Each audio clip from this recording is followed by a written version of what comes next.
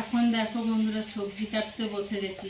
তো আজকে তো রান্না করবো বন্ধুরা, এই যে পালং শাক।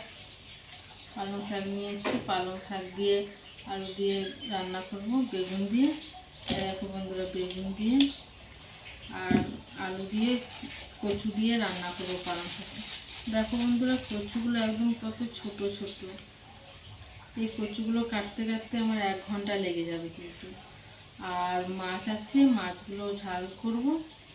আর দেখি যদি টাইম থাকে তাহলে উচ্ছে আছে, উচ্ছেগুলো ভাজা করব। তো দেখো বন্ধুরা, ভাত তো রান্না করা হয়ে গেছে, এখনও তরকারি পাতি কিছু রান্না করিনি। আবার পাপা স্কুল গেছে, পাপাকে আবার স্কুলে নিয়ে আসতে হবে স্কুল থেকে। তো চলো বন্ধুরা, এখন রান্না বান্না করি, আবার দেখা হবে পরের ভিডিওতে। আমার ভিডিওটা যদি ভালো লাগে লাইক কমেন্ট করে আমার পাশে থাকবে বন্ধুরা। সকলকে টাটা বন্ধুরা, সকলে ভালো থাকবে।